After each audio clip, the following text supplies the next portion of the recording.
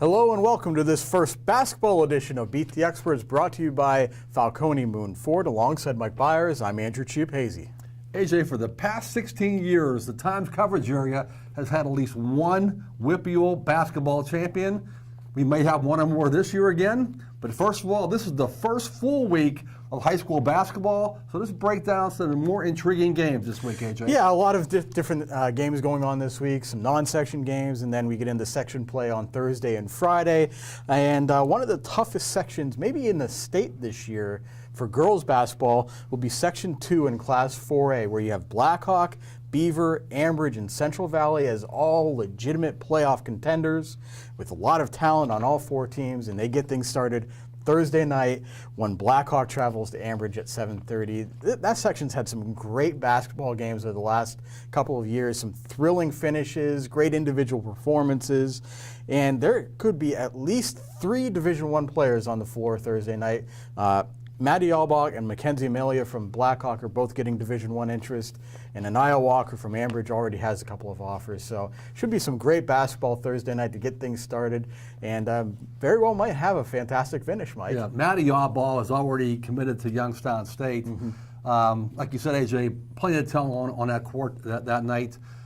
They have been rivals in the past several years, although Blackhawk has still had the upper hand in that section. I believe since 2013, Blackhawk has won 4 of the 5 section titles. Amber's won once in 2016, but again, though, should be a great section. But it's going to run through Blackhawk, I believe, until someone can knock them off.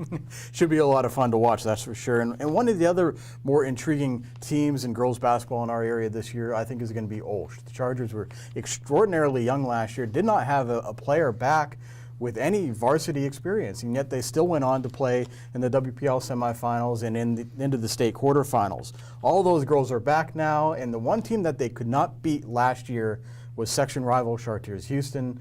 The Bucks beat them 3 times, twice in the regular season, once in the playoffs.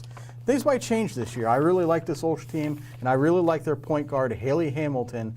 She's only a sophomore, but Don Eckerly seems to trust her a lot. Don Eckerly's been there for a long time with Olsh.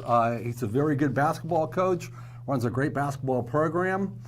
They should be contenders again this year, but also Char Houston, they have a girl named Alexa Williamson, a 6'1" senior forward now who's going to go to Temple. And the other night she scored 25 points in the win over Moon, so she may be the X factor in this basketball game. Should be very interesting to watch on Thursday night. Let's go to the boys' side now, Mike. Friday night will bring a couple of section games for us as well, and another new chapter in the rivalry between Rochester and Cornell.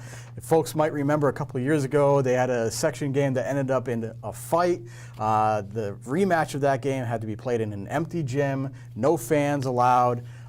Should be much calmer this time around, but should be a great basketball game because these two teams love to push the pace. And Cornell now has Desmond Ross on the roster, transferred from Olsh, who should help complement a team that occasionally had 5 freshmen in the lineup at times last year. So Bill Sacco's got a young team. Cornell and Rochester should be fun to watch on Friday. Yeah, you know what? As we said a couple times, AJ, Rochester has a lot of good athletes, guys like Malik Strozier, Caleb Collins, the Darius Gooseby, Elijah Gooseby guys.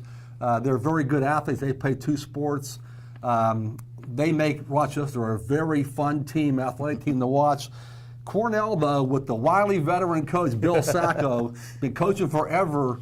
Last year, like you said, they had that team almost all freshmen. Won 18-6 last year. And they're going to be good again this year. They had a guy named Caden DeVito last year, was one of the few freshmen in the WPIAL in either class that made first team all sections. So he's back this year, scored about 17 points a game. So that should be a very good opening section night for both of those basketball teams. Should be a lot of fun to watch. Yes. High quality basketball.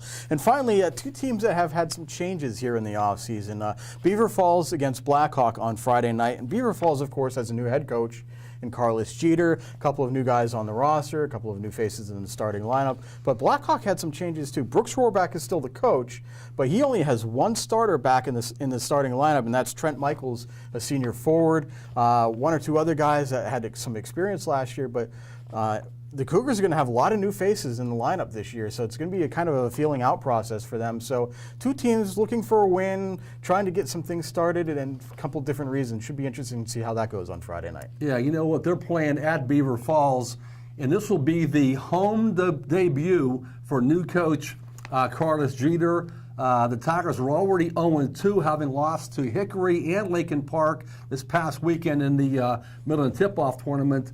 They do play Highlands, I believe, Tuesday night at Highlands. Maybe should win that game, but you know, I can't recall the last team Beaver Falls started 0-2. It's just so with the coaching change, it's going to be a new look Beaver Falls team, but also they lost Josh Creech from last year's team, the 6'8 forward. Donovan Jeter didn't play last year. They also had for a while last year Malik Shepard, a very good athlete who transferred out of the school. So it's a new Beaver Falls team, coaching-wise, personnel-wise. We shall see what happens Friday night. Well, we're just getting started with the basketball season, so make sure you follow us on timesonline.com for scores, updates, and stories. For Mike Bires, I'm Andrew Chiappazzi. We'll see you soon.